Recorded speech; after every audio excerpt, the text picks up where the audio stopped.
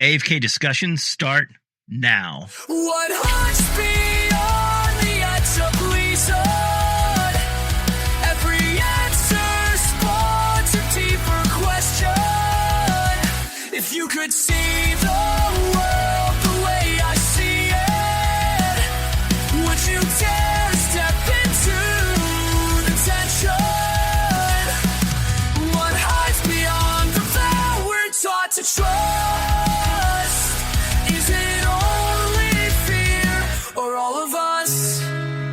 Hey guys, welcome back to another edition of AFK Discussion. It's your boy Jason, and tonight I have a really awesome show.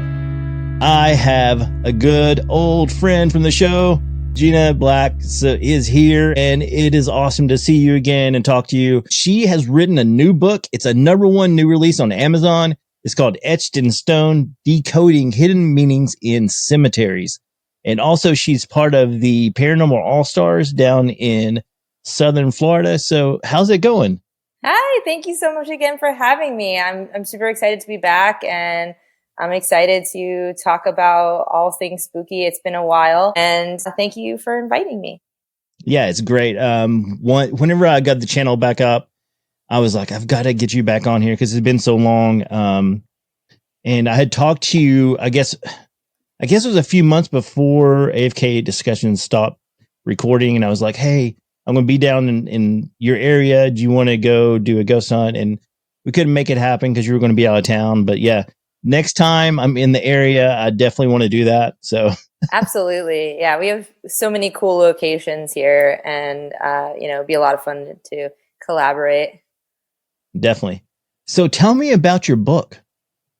So the book is basically a finished product of a long love relationship with cemeteries. And it kind of all started around the pandemic, actually, because during the pandemic, like everybody else, I was kind of getting a little batty, staying in my house and being cooped up. And I had a lot of free time because, my job went online and I had a lot of time to myself. So what I decided to do to be creative and productive as an artist and a photographer, I wanted to go outside and maybe just take some photos. So I was taking my Nikon to various places, and one day I took my camera with me to a cemetery, and I just really enjoyed it. I love kind of Gothic architecture of the mausoleums and the angels, and I just really, really had a good time. And I was taking lots of pictures.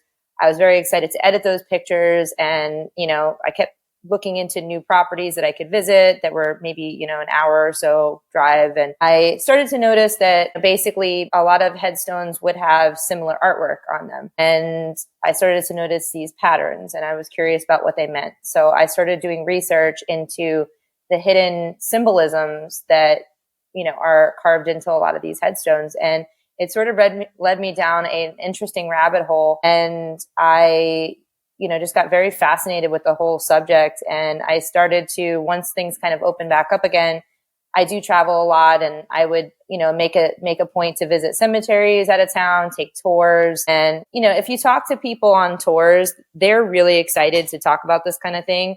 And I learned so much from these people that, were volunteers for cemeteries, because they're just so excited to share this. And when they have a listening ear, they're just excited to give you all the information. So I kind of, gathered a lot of new information, and I made a video on Instagram, and I just thought this video was just going to be, a shot in the dark. I'm like, well, I think this is cool. Maybe other people might find it cool too. And I made this video, and at the time when I made the video, I think I was around like 4,000 or 5,000 followers.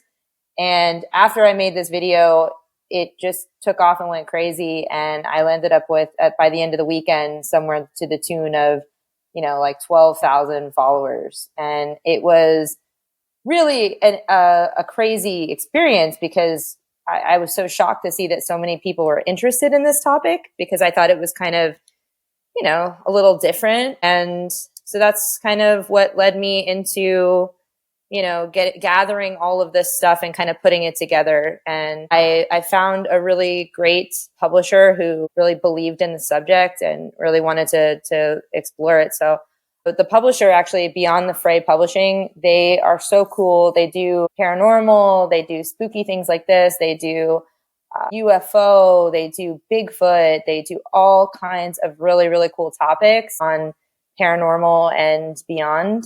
And they were really cool to work with to put it together. That's awesome. So I have your book, but I haven't had a chance to read it yet. We were talking about that before we went on air, and I'm sorry I haven't had a chance. But it's so interesting. So I'm thinking in my head, because I haven't read the book yet, is it like the symbols you're talking about, like on gravestones and such, are like, say you walk in and you'll see like little cherubs like on gravestones, or you'll see a cross, or you'll see like some people may have like Celtic knots and such stuff like that. Is that kind of what you kind of go into? Oh, yeah. A little bit? Okay. Yeah. So, and really what I do with each topic is I try to group them, but some of them are miscellaneous, but I tried to group them into like-minded categories, animals, flowers, religious icons. We have some sections that discuss, secret societies and fraternal orders, things like that. And because that comes up a lot. And basically the way I sort of wrote the book is I tried to design it like a treasure hunt. So if you find this, you can read through it cover to cover. And then at the back of the book, there's also a quick guide in alphabetical order. So let's just say you bring the book with you and you're walking around your local cemetery and you see a rose and you want to know what the rose means. You could just flip to the back, you can find it, and it'll just give you a little description. But what I do in the book itself, in the section that talks about roses, I'll talk about the history of the rose, how it was used in funeral practices in places like ancient Rome, in early Victorian times in the United States, how, a full rose might mean one thing, a little rosebud might mean another. And you can kind of really get a full scope of how the rose, throughout history was used and represented in different cultures. I'll take something like, an animal, and how that animal means one thing to Chinese descendants, means another thing to people that are Egyptian background.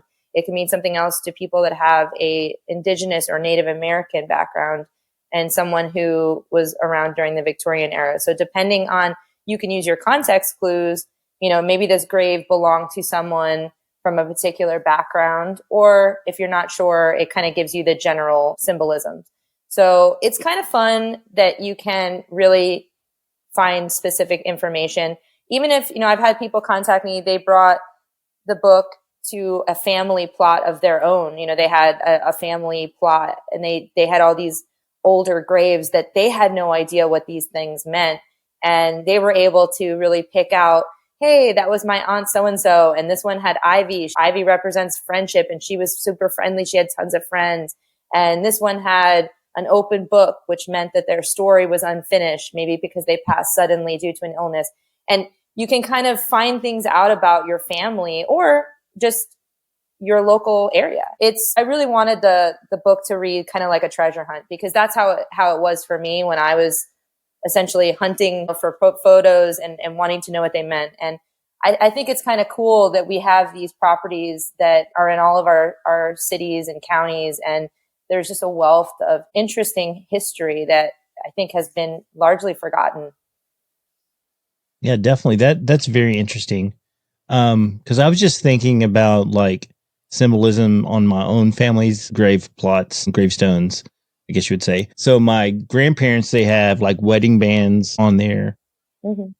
And my grandfather, he was a Mason. So there's like some Masonic symbols on there. But yeah, so it's very, very interesting. Now, I did bring up the cherubim or the cherubs. So those, aren't they mainly on like children's graves? Have you noticed that? They can be. And oftentimes for young people or people who might have passed before they made it to the end, the old age. Mm-hmm. But you also could see it. It's also a common one to see on female graves as well, because, that maybe a motherly instinct, maybe, but it's also, it could be used just for people that are religious, because angels from heaven welcoming you. So it could have a few different meanings, but I would say children's graves are most often you see a lamb.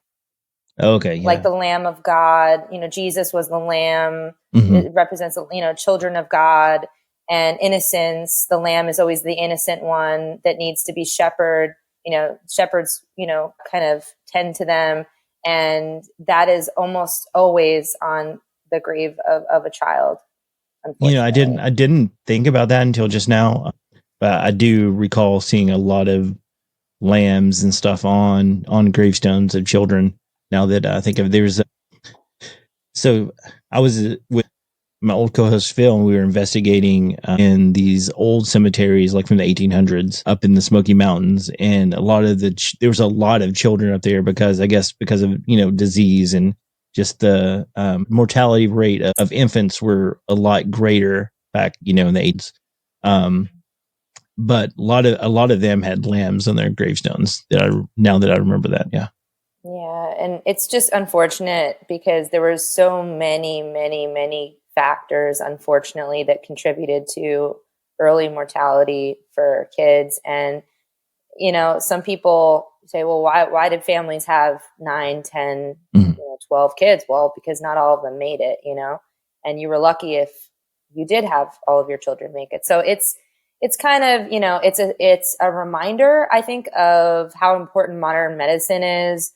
And also, in these, recent times of our pandemic, how important it is to keep people safe. And, it's a chapter of our country's history. You're talking about 1800s. There were so many things. There was yellow fever, scarlet fever, tuberculosis. I mean, it was endless. And so many people, they had no idea how to combat those issues. They didn't know what caused it. They didn't know how to handle it. And it just, it was a sad situation. But that is, one thing that usually you find. But, I think when it comes to religious icons, they can be interchangeable. It's and a lot of times they go back to being, a faithful follower of God, those types of things. Now, in other cultures, like say, because I know we were talking about Japan earlier, have you researched any Japanese? Because it seems like their icons would be completely different than the Western icons. Yeah.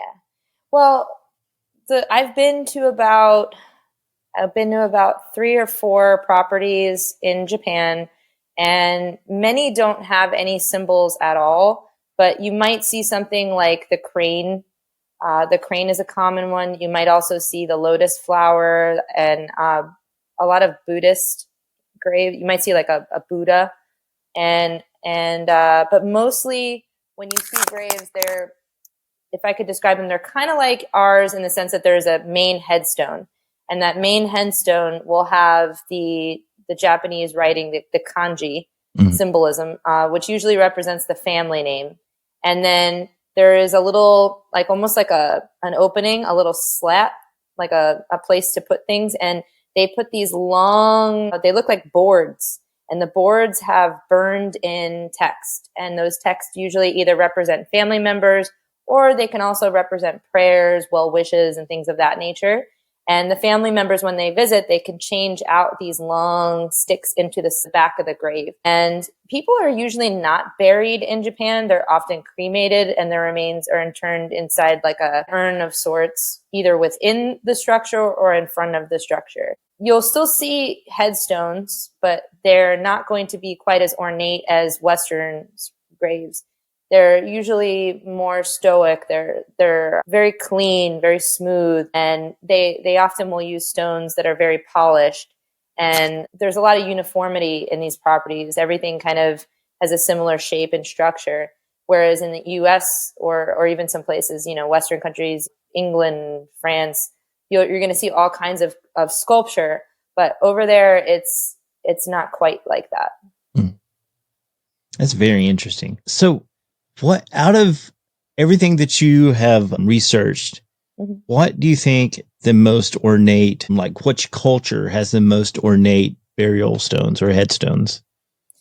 I've been all around, and I really think that England and France, their Victorian specifically Victorian era cemeteries are the most ornate I've ever seen. And there are some in the United States. I'm not saying there's not any in the United States, just from what I've seen, the most detailed and intricate carvings, incredible amount of detail. And it's in my opinion, if you're not going to one of these cemeteries, if you're in those places, you're really missing out, because you can find some absolutely stunning sculpture. And I would liken it to something you'd see in a museum.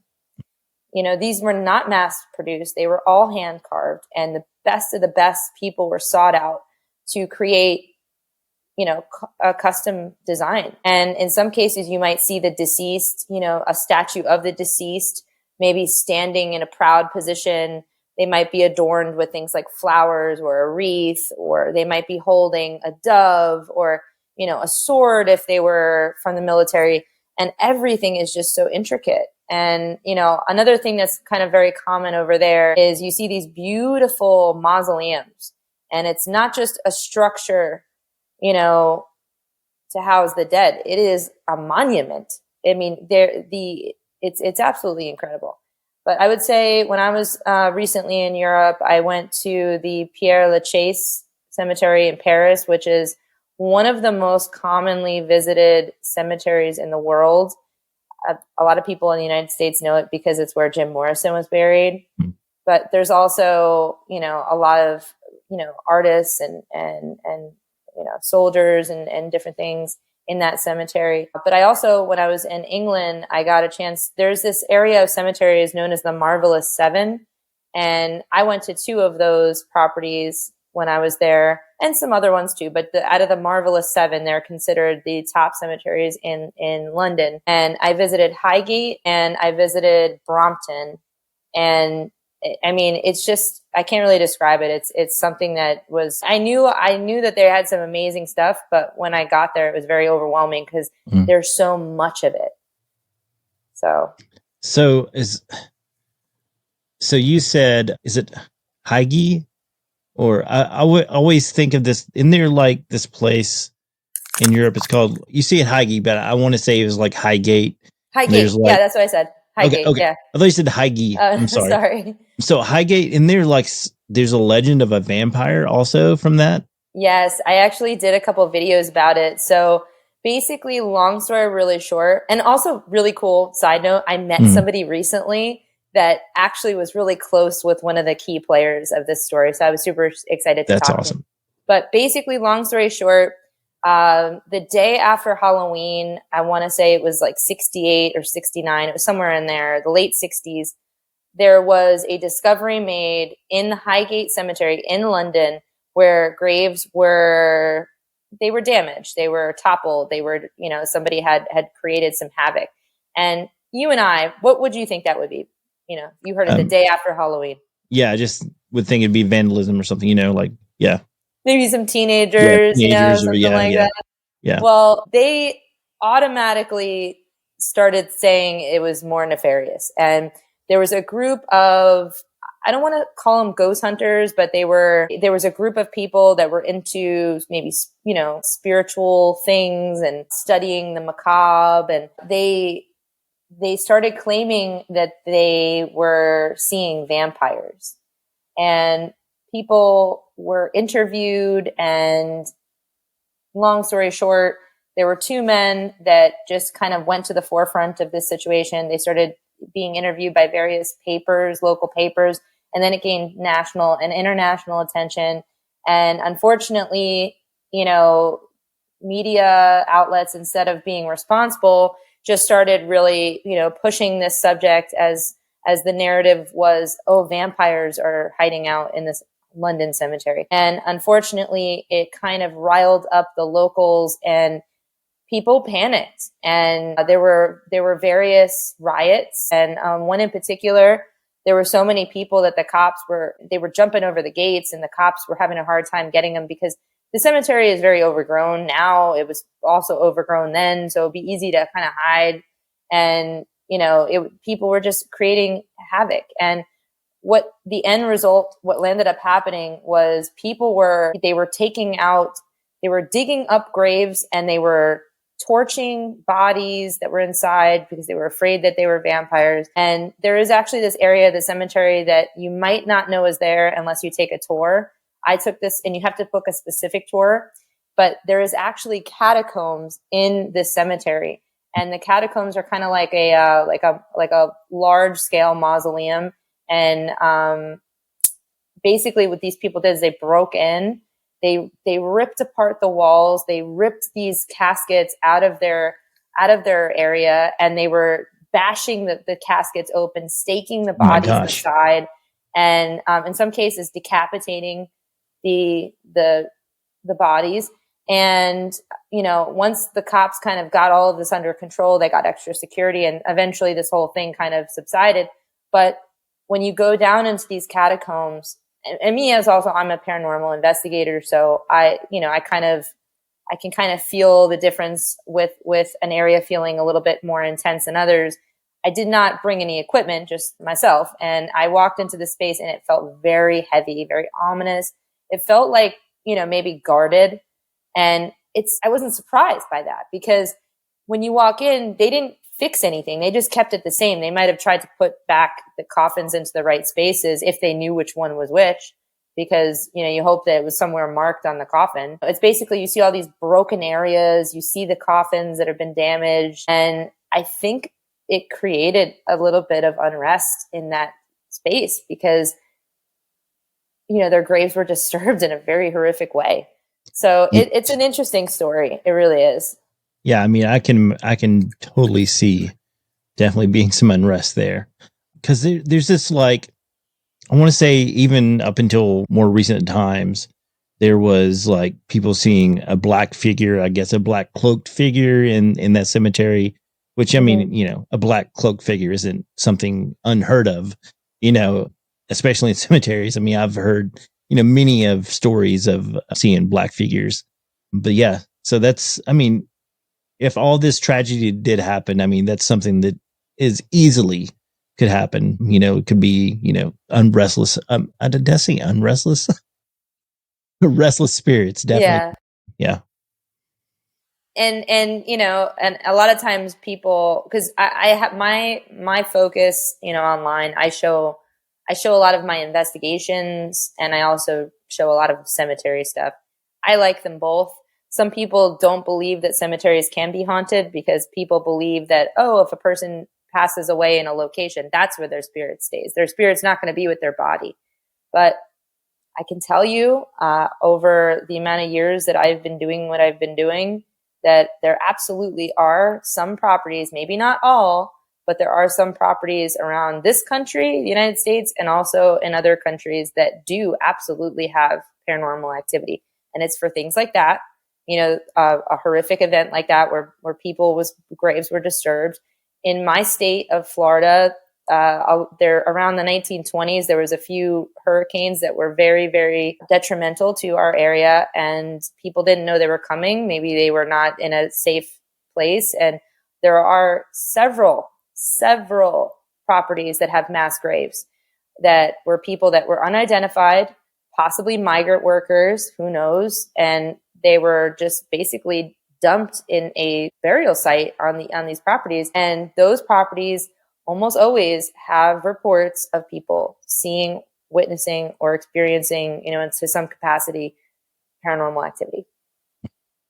And another thing about cemeteries, which is odd, I'm sure you've seen this online, the people with Teslas that drive through cemeteries and they see like figures, which is crazy to me, Yeah. It's so funny you brought that up. I just literally, right before we started this podcast, my friend just texted me, because we have a mutual friend that has a Tesla, and she said, when are we going to go in the Tesla and go to a cemetery? Like, literally, that is so funny. Maybe like half an hour ago. Yeah, but that is so bizarre to me, because what if you think about it, I guess the technology in the Tesla is similar to like an SLS camera. Correct. That tracks, your body movements. Mm-hmm. So, yeah. I've been meaning to try that. It's just, schedules aligning, and you know how it is when you're older and everybody has kids and everybody has all their all the things going on. So I have a friend with a Tesla, and we've talked about it like a year ago, and we still haven't done it. Well, I'll let you know if I do. I am very curious to check it out. Yeah, you definitely. I'm interested to see what happens. So, okay, let's kind of talk a little bit about your research, because you said you've been doing a lot of research lately. And also, real quick before we got into it, I saw something you were interviewed. I can't remember. I think it was on a podcast, and you were talking about. I cannot think of his name. Is it Richard the Doll? Robert the Doll. Robert the Doll. Yeah. Yes. Yeah, I saw that recently too, and I would like you to talk about that also, because that's very fascinating. Yeah. Well, so I've been so busy, Jason, doing so many investigations with both on my own and with my paranormal team. And so back in November of 2024, I saw a really great opportunity to go to the Robert the Doll Museum. So basically, I've been in Florida for most of my life. I moved to Florida when I was a kid, and I have always, you take weekend trips, you take a trip here or there. You can even take a day trip if you're ambitious about it. But I always go down to Key West. I always go down to the Keys. It's just something that we do all the time as Floridians. But unfortunately, since the pandemic, the cost of insurance has gotten very expensive for these properties, and, because they always get hit with hurricanes and all other things. But it's expensive to stay in the Keys. It's if you want to get a hotel now. It's gone up a lot. And so now what I do is I always just randomly check, and I see if I can get good room rates, and they're high usually, which I'm not discouraging anybody from doing this, but I would say if you want to go and build like a trip around this, you have to kind of, be patient and look constantly for a good rate, because you can easily, I remember looking and the cheapest room was like $500, $600, whereas back in the day, it was never like that. So I found a really good rate for a Hilton, and my husband and I drove down specifically to do this investigation. So, because the thing is, the Keys are so far, you drive like 4 hours just in the Keys to get to Key West. It's the last key. And there's really not a whole lot of accommodations otherwise in that area. So we got there, we got to the property. It's called the East Martello Museum. And this property is built right along the coast of the island. And it's an incredible museum. And it was haunted before Robert the Doll, because it actually was a Civil War bunker. And it was used for other things too, various, as part of the U.S. military's properties. And it was eventually made into a museum. Before you get to investigate with Robert, you take just a little mini tour around the property, and they show you, this was the infirmary, this was that, this was, and at one point, we were talking about yellow fever and cholera and, all sorts of diseases. For people on the island, this property was used to house the sick. And it was kind of like at certain points, they made it kind of like a triage situation. And there are a lot of hauntings in the property associated with civilians being sick, and also soldiers from various conflicts. And so there's that haunting element. And then there's also Robert. Now, if you've never heard of Robert the Doll, he's a famous haunted doll, and he supposedly comes to life, and he was wreaking havoc, and somehow he landed up in the museum. Now, when I got there, I had this, my background on Robert was you have to ask permission before you take a photograph. You have to be polite. You have to be good, because Robert can curse you. And supposedly if you piss him off, people have, had to come back to the museum and beg forgiveness. Some people send letters. Some people, the list is endless. What, people that believe that they were cursed by this doll. It's so much so that apparently the museum actually has an employee that is designated to handle all of his mail, including mail apparently from presidents and politicians, really asking for good favor. Yeah. That's crazy. I didn't know that. Yeah, yeah. So when I went, I was surprised because, and I get hate on the internet for this all the time. So here we go. Anybody who sees this is probably going to want to argue with me. But when I got there in November of 2024, okay, the museum has recently changed their policy. They consulted with whoever they consulted with. I do not know who. I do not own or work at the museum, but they have decided as a management team to ask you not to ask permission to the doll. Now, Really? the reason that they gave us was that they felt asking permission was giving the doll an invitation to do whatever it wanted to do. By saying, "Do I have your permission to take your picture?" You're giving the doll some sort of invitation to you. Now, I know that that was a policy of asking permission up until this point, but that's what they say now. And so I didn't ask permission. I followed the directions of the staff, and I just, I was polite. I didn't say anything nasty. I didn't say anything provocative, and I had no problem. In fact, I actually gained some interesting evidence. I was there for a couple of hours, and I had recorders. I had all types of, ghost hunting equipment, and I have a device that is called a portal. And what it does is you put a spirit box in it, and this device kind of sweeps through radio stations at a rapid pace, but it has a noise canceling device inside of it. So you don't hear that kind of like that really loud sound. You don't hear that as much. It kind of compresses it. So it's a little clearer to hear anything that comes through. So I had this thing on all night. I didn't get anything, nothing. And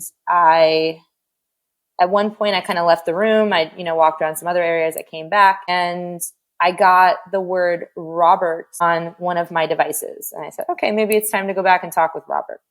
So I go back in, I'm using this device, and I said something to the tune of, well, my husband over here, he doesn't believe you're haunted, but I do. I think you're a pretty cool guy, Robert. I said, I think you're pretty cool. And after I said that, you hear this little giggle. And, so it was kind of neat. Maybe it was paranormal, maybe it wasn't. I didn't really get too much else other than that, but it was kind of cool. And, a lot of people ask me, oh, did you have anything negative happen to you when you left, and this and that and the other thing? And the answer is no, but I do have a theory as to why people experience that kind of thing. And that is basically maybe the doll is haunted. I don't think the doll is capable of getting up and walking around. I think that sounds, crazy, but there could be something to the doll, and there could be some sort of energy about it. And I think that, the old saying, you get back what you give. If you are acting like a jerk, you're going to get treated like a jerk. Yeah. And people that, they want to say nasty things and, oh, you're an ugly, stupid doll. People that say something like that, then they have something bad happen to them. Well, maybe you shouldn't have said that. Maybe you shouldn't go into a location taunting something that might be, paranormally, possessed or whatever you want to call it. But, I think the policy should always be, going in with respect. And, there's different types of ways of ghost hunting. A lot of people know a certain paranormal show where the guy kicks the door in and starts screaming at the ghost, and he gets possessed every 5 minutes and scratched constantly. Well, he's provoking them, and he's doing that on purpose to get that reaction. If I walked into somebody's house and I kicked their door down, they're probably going to scratch and push me too. But if I ring the doorbell and I ask permission to come in, and I'm nice and I'm polite, I'm probably going to be treated that way back, Yeah, it's the same thing with the spirits, So Robert, I think there is something to it, but I do also think it's one of those stories that may have been a little bit overhyped as far as what it's capable of doing. Yeah. Because I think the last time we had you on, I asked you that question. You said you hadn't had a chance to interact with the doll. So I was very excited to talk to you about this. So also, what else has been going on? Because you alluded that you had a lot of stuff going on, a lot of investigations. Yeah, my team, Afterlife All-Stars, we do investigations regularly. So, I'm sorry. I just realized I said Paranormal All-Stars whenever I introduced you. Sorry okay. about that. So It's all I'm right. sorry. Yeah, it's we do a lot of local South Florida locations, but we also recently linked up with another couple of teams in the area, and we've done some other locations kind of outside of our bubble. There's a team called Paranormal 54, and Eddie and Richard, invited us to do the old Hamilton jail in Jasper, Florida. So that was really cool. It's an old kind of crumbling jail. It's kind of on the Florida-Georgia border. Mm. And we also linked up with a team on the west coast of Florida, Beyond the Boundaries Paranormal, and they invited us to do the Arcadia Opera House, which was not only an opera house, but also kind of like a town center town hall in this little Florida quaint town. And that was pretty interesting. Then I was in New Orleans. I did some investigating in New Orleans. And what else was I? I went to Greece. I did some exploring around Greece, which surprisingly, you don't hear a lot of paranormal stories around Greece. Yeah. But, I still have to see what I see when I go. And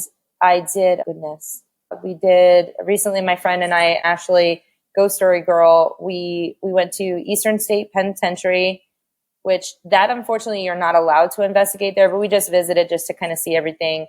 And that was Pennsylvania's really scary prison. It's been on a lot of paranormal shows, and that's where Al Capone was. He's got this famous cell there that's like all fancy. And I went and I did an investigation at Pennhurst State Hospital, and that was really wild place. And then we wrapped up our trip with an investigation at White Hill Mansion in New Jersey, which, I don't know why it's not quite as famous as some of the other places, because it's got an incredible history and it has also been on some paranormal shows.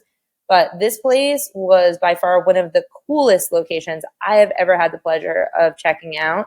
And I definitely would go back in a heartbeat, because it was wild. It was very, very, very cool. That's awesome.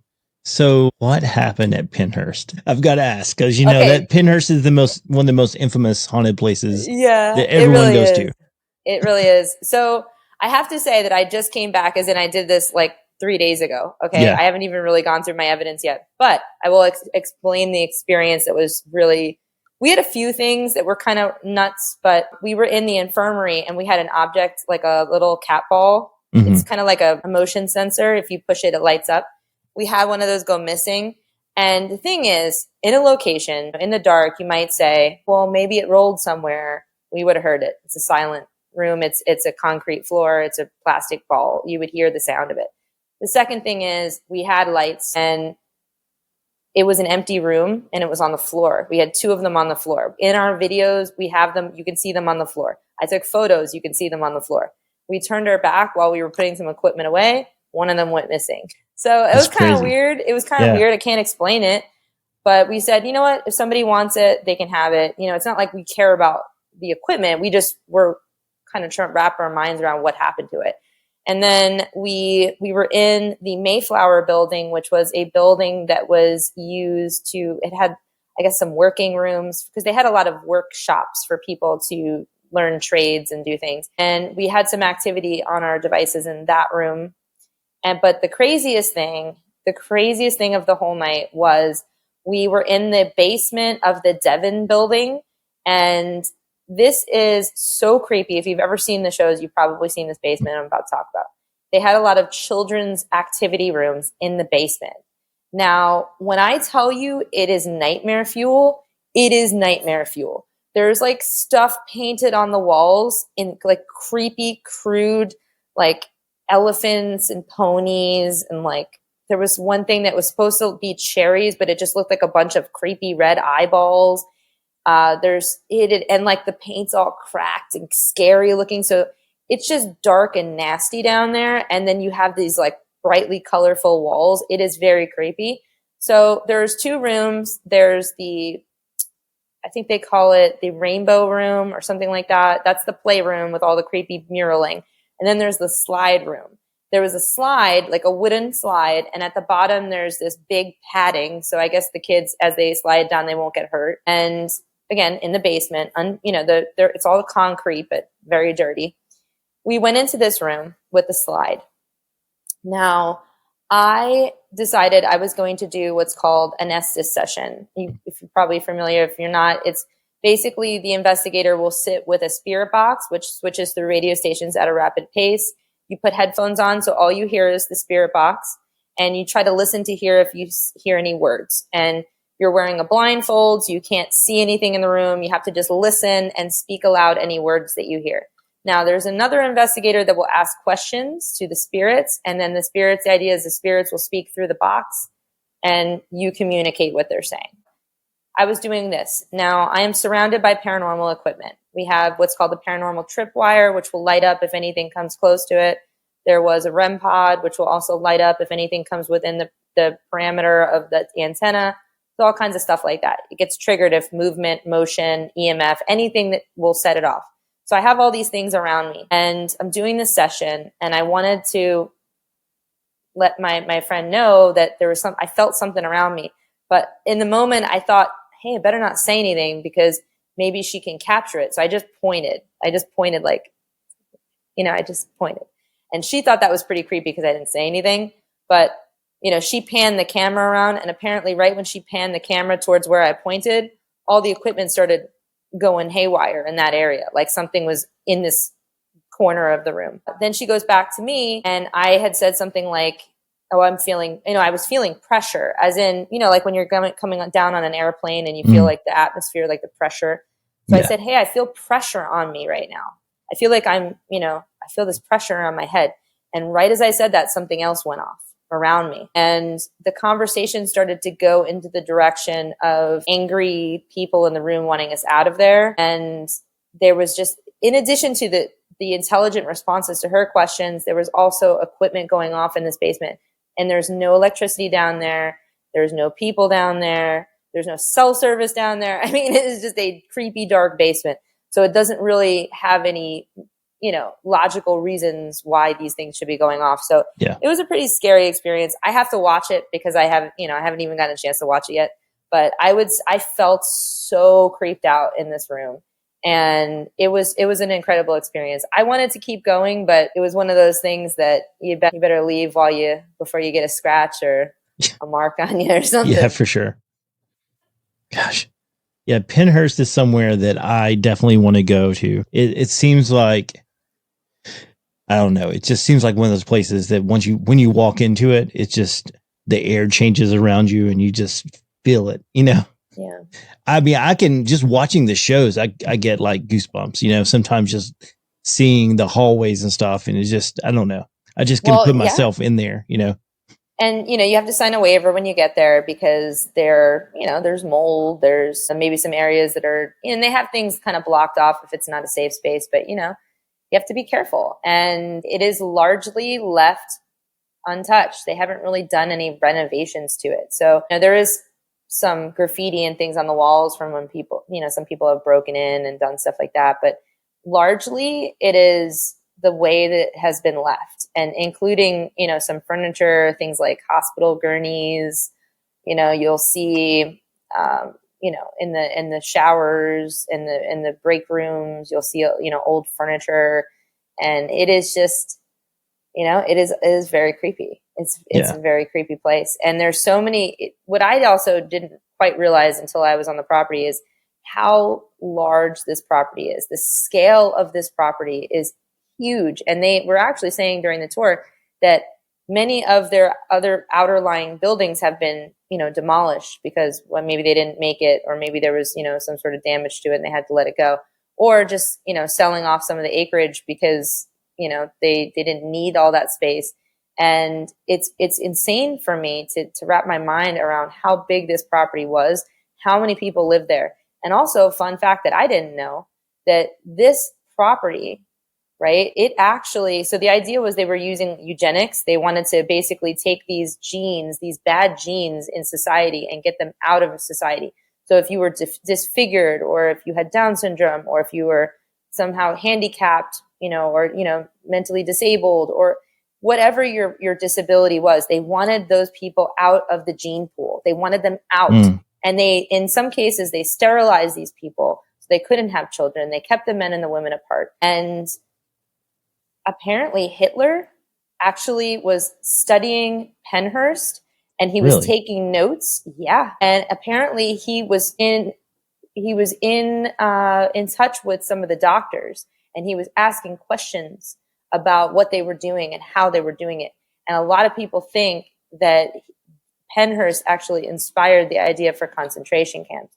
And this is all supposedly, allegedly, Yeah. but it's interesting because there is proof that he was corresponding with doctors there. That's And crazy. yes, it is crazy. And another thing that I also didn't know was, because I remember, I'm old enough to remember, documentary series of various hospitals. I'm from upstate New York. I actually live right by one of these kind of places. And you see these things on TV of the horrific nature of these hospitals. And I remember like Geraldo Rivera, before he had his show, he was one of those guys that was doing exposés in places like Long Island. He did something, in upstate New York. He did a bunch of different shows, and he was exposing these hospitals for the horrific living conditions of the patients. And apparently the very first expose in the 1960s was done on Pennhurst.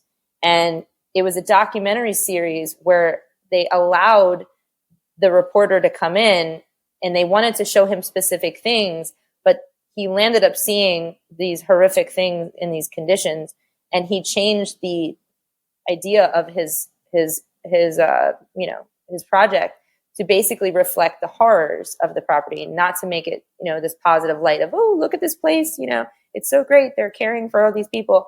It basically blew the lid off of what they were doing and how they were horrifically treating these people. And that was the first of its kind. And in a way, it kind of opened the doors to reform for these type of places. And it opened the doors for people being held accountable for their actions, and lawmakers having to change things and give these people rights and care for them more humanely. And it's just a very important part of our history. And it's so crazy to me that even with all of that, it's still not considered a preserved historic landmark. It's a private property, and the state doesn't want to recognize it because then they have to recognize the shame of it. Yeah, that's crazy.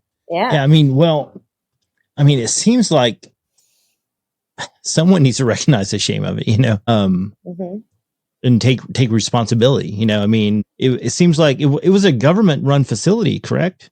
Yes. Yeah. So, gosh, that's just, and you could get sent there just because, had a low IQ. Or you can get sent there as a female because your husband didn't want to be married to you anymore. And, divorce wasn't a possibility. So let's ship her off, put her on the train, send her to Pennhurst. You have a child that, maybe has a deformity, and that's shameful for you. So you just ship them off, and they never saw them again. It's insane how people were treated there. And it is so incredibly haunted and so incredibly active. And I think that, in a way, they're being treated better than ever because people come and want to talk to them, whereas they were outcast before. So I think that my theory is that's why they want to interact with paranormal investigators, because they actually have a voice now and people want to listen to it. So they're letting you know whatever message they want to give you. Yeah, that makes total sense.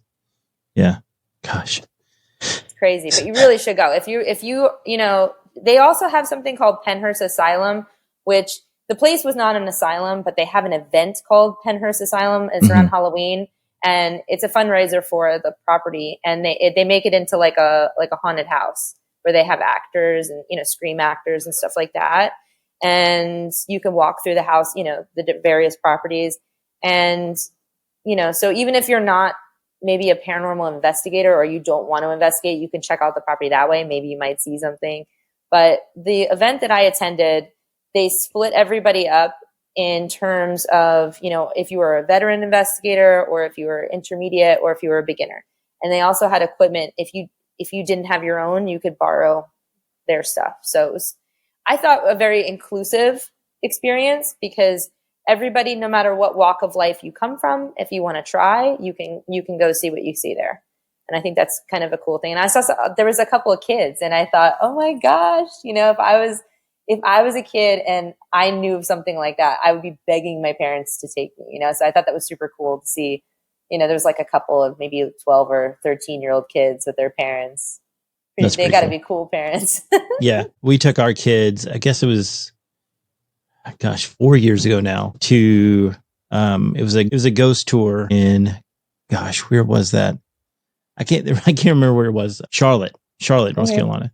And that place is pretty intense. I didn't realize all the stuff that had happened in Charlotte. But yeah, my kids, it terrified them. Mm-hmm. There was, I don't think it was paranormal, but there was a guy just sitting in a cemetery and like with his hands in his palm, just sitting there, and it scared my kids to death. Oh. I mean, it could be something, or it could be just a guy. I don't know. Yeah. I'm about to go. Well, in November, I'm going on my first big investigation, and that's going to be to Brushy Mountain State Penitentiary, which is also pretty notorious. A penitentiary. It's known as Alcatraz of the East. Mm-hmm. Yeah. That had a lot of high profile inmates. The main one was James Earl Ray. Oh, okay. Was there. He actually escaped, but they caught him. But yeah, it's supposed to be pretty crazy. It's been on a lot of shows. Recently it was on Expedition X, which is a Josh Gates show. But yeah, I'm very excited about that. That sounds really fun. Well, I hope you have a really good experience, and definitely if you can do like a solo session in a cell, you really should. Like have everybody leave you and just sit there and see if you feel anything. Apparently we have it for 6 hours, and we rented it out, the whole place, to ourselves. So that's awesome. Yeah. Very cool. Another thing that I tried when I did the old Hamilton jail, and, just to kind of see if the activity was stirred by any of the trigger objects or anything like that, I found the original keys in a desk downstairs, for their old jail cells. And they don't really lock anymore because they're so old, but I found the keys. So what I did was I had some other investigators go in various cells, and it was pitch black. And what I did was I walked up there and I was jingling the keys, and I'm like, lights out, time to go to sleep. I was just sort of like pretending like I was the warden. Mm-hmm. And I took my flashlight and I kind of like rattled it against the side of some of the cells, just letting it click each bar. And we got so much activity after doing that. Like, just because I think it might have stirred up some residual energy, it was super cool. It was super, super active. And the people that were in the cells, we had cameras on them. And on one of the SLS cameras, there was actually a figure who was like pushing her out and like kicking and punching, like trying to get her out of the cell. And it was there for a hot minute until it disappeared. And it would look like a stick figure trying to attack her to get her out. It was super interesting. So I would say try that, when you're there, see if you get any results. Yeah, it's going to be crazy because, like I said, I've been to a few places like cemeteries and stuff like that, but I've never been to a place that is like a notorious known haunted location that is high profile. So I'm very excited. Well, you'll have to tell me what goes down, because I'm going to be so curious to hear how you guys do. One thing about it is they have like 3 different buildings on the property. So, I mean, it's a pretty huge place. Mm-hmm. I had some friends that went, and they said there's an auditorium, but they have it locked off now because so many people were getting like scratched and pushed and hurt in there. So, So it is. And another thing that's really weird. So they kind of turned it into this event venue, because it really is beautiful. It's like right in the middle of this national forest, and it backs up to a big cliff. So, that's why it's like, it's supposed to be unescapable, but James Earl Ray proved them wrong, but yeah, it's like this giant cliff, and, it just goes into national park. But yeah, it's just weird that they have a venue now where people get married there, and they have a brewery, and like they have a restaurant, and then they have a haunted prison. It's very weird.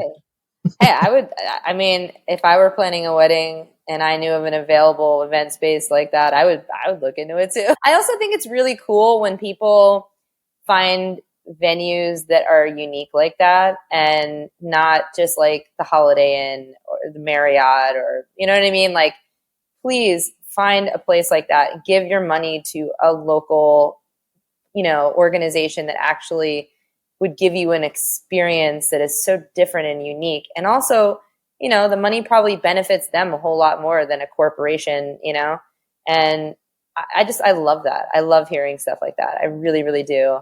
And we have a couple of local, one of the property that I do my fundraisers at, the museum property in Fort Lauderdale, they host weddings there too. And I just think that's a really fun, memorable place, So that's super cool. Yeah. Yeah. There's so many places around me that is like that I didn't realize have been on a lot of national shows, like ghost hunting shows and stuff. There's one, like, I think it's called the Harriman Hospital. It's in Harriman, Tennessee. I think it's called the East Harriman Hospital. And then there's, of course, the South Pittsburgh Hospital. I'm sure you've heard of that. Have you heard of that? Yeah, it's like, I it's think so. in between Tennessee and Alabama. It's right on the line. But yeah, that's a pretty cool place too. But I mean, all these places are, within a couple hours of where I live. Yeah, it's fun if you're able to do locations in your state that are drivable, day trip or, weekend. And it's really fun to explore, and see what kind of hidden gems are in your state. Florida is so big that I'm still working my way through it, but I want to make it out to Tennessee. I know we talked about that the last time I was on the show. There's so many cool places by you that are just really, really, really fun, paranormal hotspots. And there have been, like you said, a lot of shows, a lot of paranormal shows have visited, and there's just, it seems like a ton of really cool spots. Yeah, there really is. And then, I mean, there's something about the Smoky Mountains area. I don't know if it's just, I think there's a lot of limestone in the area, but it seems like it just holds on to energy. Yeah. I've heard that. And also you have a lot of cryptid sightings and also UFO stuff in that area too. So it's just an interesting magnet for paranormal. It is. And also another little known fact is that Oak Ridge, where they, developed the nuclear bomb, they have a large hadron collider there now too. So they're trying to open portals in Oak Ridge. So, add that to the list. Oh, wow. Yeah. I just found out this really interesting story, if I have time to share a really quick go thing ahead. About portals. So I took this tour recently in South Beach, Miami, which, mainly is Art Deco buildings. And, there was a lot of crime related to the mob crime, but there's also some other things. And one of which, I never knew this, I've never heard of this before, but apparently the government took over this hotel on the beach, and they had psychics that were all willing to do this experiment. And they gave them psychedelic drugs and all kinds of, like a cocktail of drugs to see if they were able to like tap into their consciousness to spy on Russia. I don't know if you've heard of this. And they were trying to see if they can do remote viewing, so they could, through their mind's eye, see into war bunkers and secret meetings and stuff like that. So this experiment on Miami Beach, they took over this whole hotel so that they can do this experiment in private. I don't know why they chose there. Don't know, but they did. So the top floor is where they were doing their experiments, this whole top floor. Apparently towards the end of the experiment, they just said, F it. And they just gave all the rest of the drugs to these people. And everybody had really, really, really bad trips. And some of them injured themselves. Some of them tried to, unalive themselves. And it was just a very, very dark, bad situation. Nobody, thankfully, got too hurt, but it was the end of the experiment. So at the end of this, they packed up all their stuff. They vacated the hotel. Eventually, the hotel reopened to the public. But after they left, there's all kinds of crazy paranormal activity up there. And it was a fairly new hotel before that happened. And almost overnight, people reported seeing figures and shadow people and banging on the walls and all kinds of things. And they think that it opened a portal.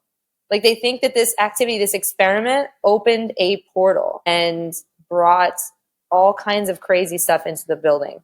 Isn't that wild? Yeah, that is wild. I mean, I believe it. I mean, I do believe stuff like that can happen. Just like say, like seances and stuff like that. You're all, holding hands and like you're essentially opening a portal to the other side in, in that instance also, which another thing is really weird. I don't want to get off on a tangent because, we're already going on an hour, but back in the day, during the spiritualist movement, when they would, conjure up this like ectoplasm and all this crazy stuff that happened. I know some of there's photographs out there. I know some of them have been debunked, but it's so crazy to think that, that was such a thing to do. That was like fun back in the day. Oh yeah. And everybody did it. I actually, if I had been able to continue writing my book, about cemeteries, but also talk about funeral practices, who knows, maybe it'll be part 2. But the seance was so popular that they actually had one in the White House after Lincoln's wife had one after he'd passed because she wanted to speak with him. Yeah. And the amount of, literally it happened in the White House. That's crazy to me. It was so common for people to do that it became kind of like, in my will, I'd like for you to do a seance. And, a famous one who supposedly speaks to his wife is Houdini. Mm-hmm. Yeah. And there's a bunch of different, celebrities that were involved in them, but I still can't get over the fact that they did a seance in the White House. Yeah. That's so crazy. Yeah. So I have a friend, she was actually on the show. She's coming back on, but she was a psychic medium at one time, but I'm trying to remember the celebrity. I cannot remember the celebrity's name, but the celebrity contacted her and wanted her to contact their assistant or whatever in California. And she lived in Tennessee, and she called the assistant and knew all this stuff that there's no way that she could have known. And apparently her and the assistant are still friends till today. And I want to say is it Anna Nicole Smith? Is she the one that passed away? Anna Nicole Smith died in Florida in what was the Hard Rock Hotel. Yeah, I think that's who was contacted my friend spiritually, and I don't know. It's a long story. It's out there still in the podcast somewhere. I'll send you a link, but it's a very interesting story. But she knew all this stuff about her, and that no one could know. The assistant invited her out to California, and she flew out, and it's I don't know. I can't remember the whole story off the top of my head. I don't want to misquote anything, but yeah, it was a pretty crazy thing that happened. Yeah. That's wild. I think that when it comes to psychics, I think that there are some people that are very gifted, but I think unfortunately the mass majority of them are full of it. And it's really hard to tell if you have a real one. But I think if in that situation, where this person knew things about the deceased that no one else would have known. It wasn't printed anywhere in a magazine or on a TV show, or, that is compelling. And, you hear these people that find children that are lost in the woods and they're, in another state. Or if unfortunately, to find a missing person who's maybe deceased, maybe on a hike or something like that.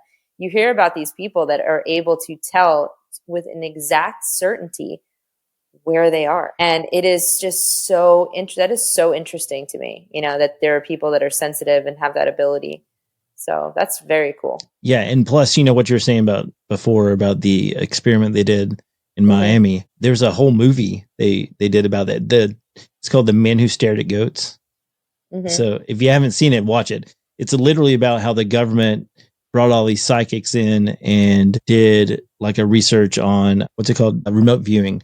Yeah. It's a whole movie about it. It's a true story. It's crazy. Mm-hmm.